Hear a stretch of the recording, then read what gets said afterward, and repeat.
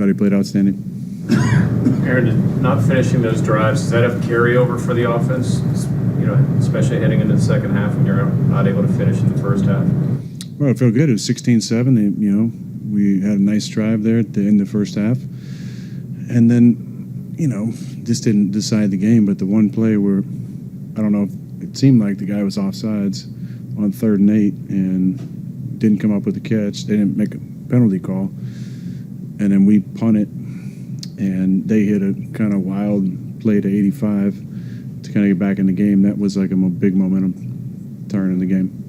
Aaron, what does an offense have to do when you get behind the sticks to be able to overcome that? Like you were talking about those 3rd downs in the high red zone. Yeah, we had too many penalties, too many negative yardage plays, and then, you know, I wasn't accurate enough on 3rd down, and we weren't great enough space. But we'll look at the film, and, you know, we'll get better, and we got a good team coming in next week.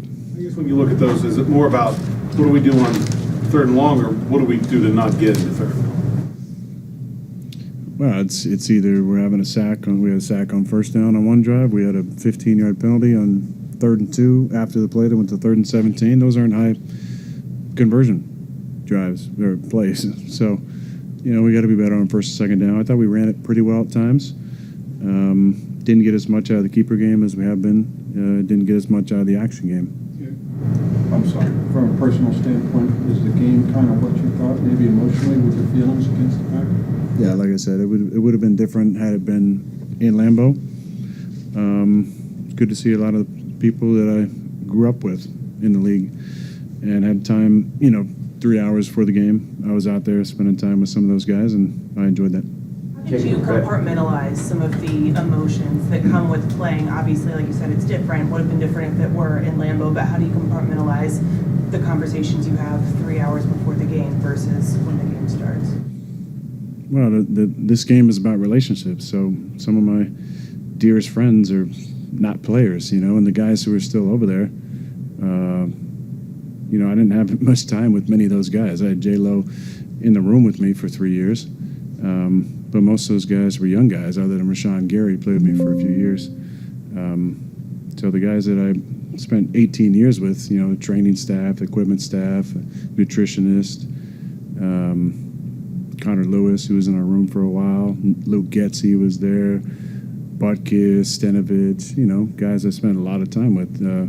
Those friendships are special, and it was good to see those guys. There's the names you don't know, the fans in the crowd. What was it like just to see that many Packers fans here, and that you probably never shut down the Go Pack Go chant with the completion? Say that last part? No, what was your, I mean, at one point they were chanting Go Pack Go, and you hit DK for a 25-yarder. That had to be a little bit of a strange feeling to quiet that chant for once.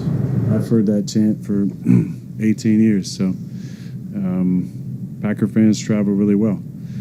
First time in a while I've used silent count for a home game.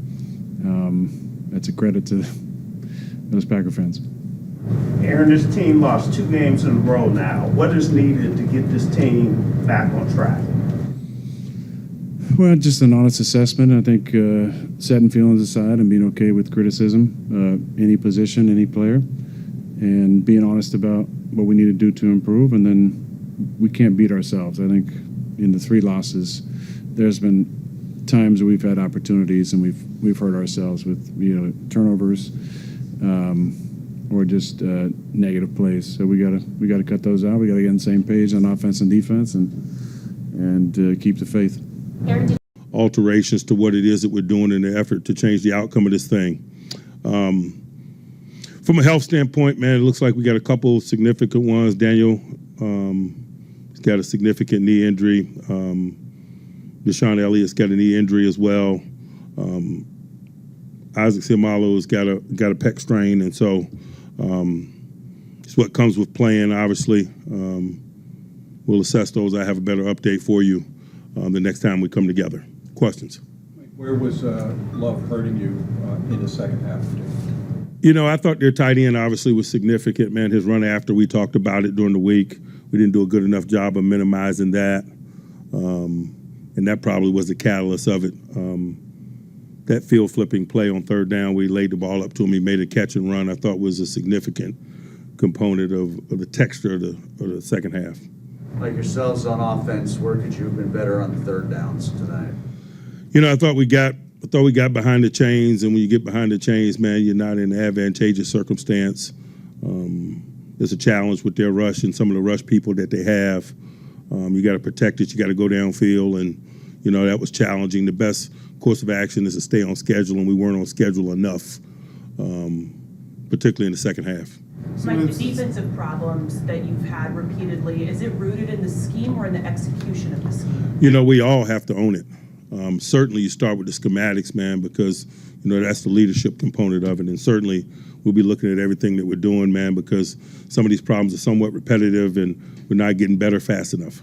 Mike, what's missing in the execution? You know, again, I'm not going to talk too much tonight. We'll take a look at it. As I mentioned, they made some significant plays on possession down ball, and you know you got to get off on third down, and we didn't do it well enough, and particularly in the third quarter.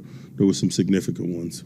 So like the second week in a row, you gave up a bunch of easy completions. It was the slants against Cincinnati. Somebody was more the flats. Somebody, is that a case of you try to fix something and then something else pops up against you? You know, I'm not worried about the flat throws. The flat throws didn't produce 300-plus yards passing. You know, it's those chunk plays. Mike, you guys assembled this secondary with the hopes to use several different coverages, man, zone, and different things, but between miscommunications and like losing it, man, what do you guys have to do better to get the potential that you saw? We just got to be better in all areas, and it starts first with the positions that we put players in. And so, you know, as coaches, as players, as all of us, we own it. We'll be better. We have to be. You guys came out and were winning third down a lot early on in this game, and then things flipped. What do you think led to the collective breakdown there? As I mentioned, those third downs in the third quarter that I outlined in my opening statement, I could repeat it for you if you want. I just got it.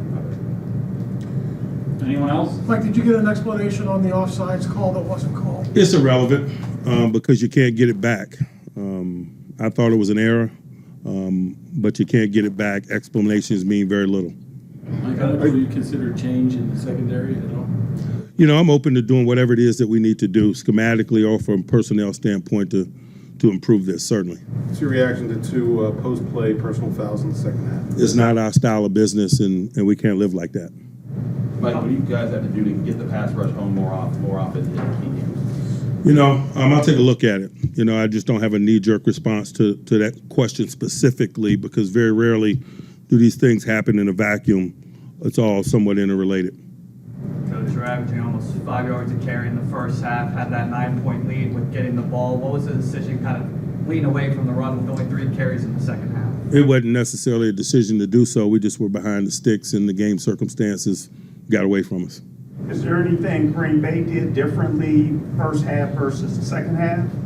With respect to them, man, they won the game, but our issues are us. You know, that's just the approach and mentality that we have. We own the outcome of our performances, and there's certainly a lot of things that we could do better, not taking anything away from Green Bay. When you give up 100 and some yards of yak to a tight end, is that indicative of issues rallying to the ball, tackling downfield, things like that?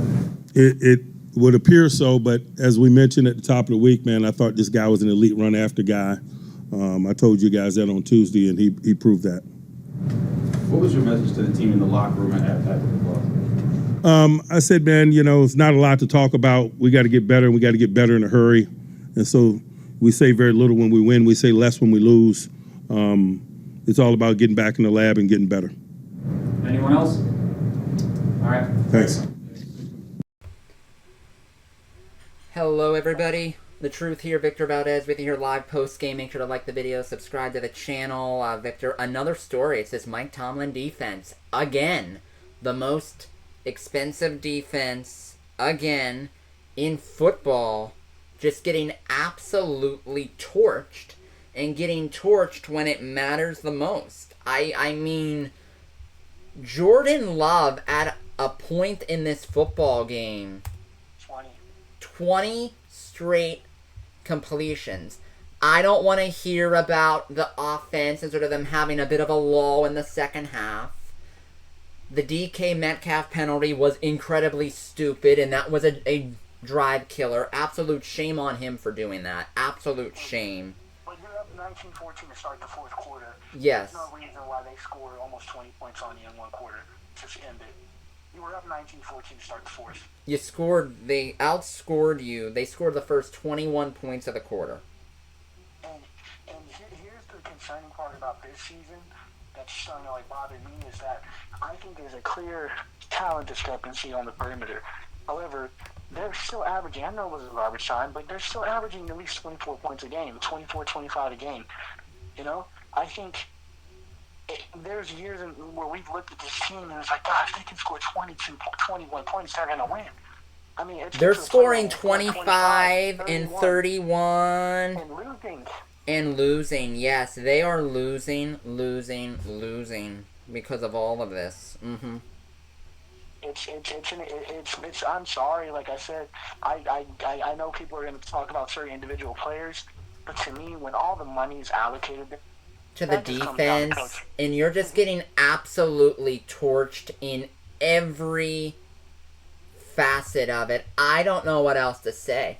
You're getting absolutely torched on defense, and you have the most expensive defense by a mile. Here's the thing. You have the most expensive defense by a mile, and it's the worst one by a mile. Yep. It just feels like it's, like I said, I will say, they played a darn good first half. They even played good into the third. I have to go, unfortunately. Hold on. But the Steelers, though, everybody, it's just not good enough on the defensive side of the ball. They've gotten shredded by Flacco. They just got shredded by Matt LaFleur. And it doesn't look really good when you got Shane Steichen and the Colts coming down next week. It just does not look good at all. This defense is horrific, and I don't see how it's going to get any better. Like, not at all. Awful, awful, awful again on Mike Tomlin. Awful.